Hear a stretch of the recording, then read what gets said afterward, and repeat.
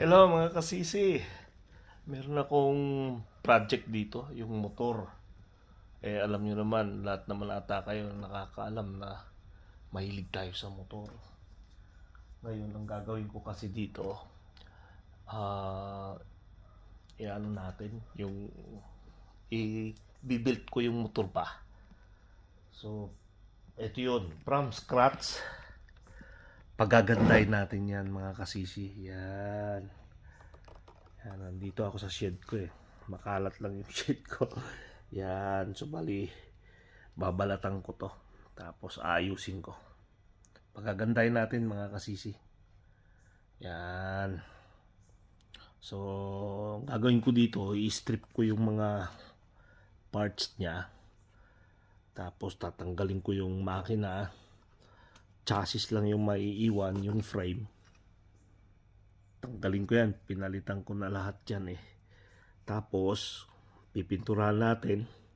Pagagandahin natin mga kasisi. Marami akong mga parts kasi rito eh.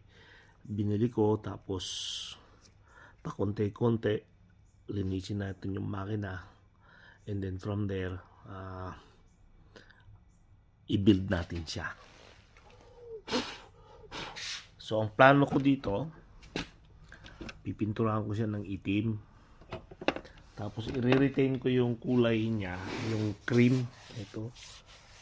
Off-white. Ayoko naman nung white na white siya. Yan. Tapos tatanggalin natin yung mga kalawang-kalawang.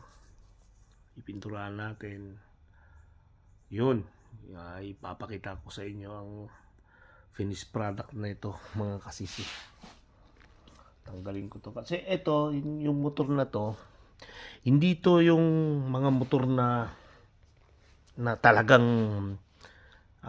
mga performance na mga motor, hindi. Ito yung farm bike, ito farm bike. Kumbaga parang kung sa atin diyan parang Yamaha RS na 100.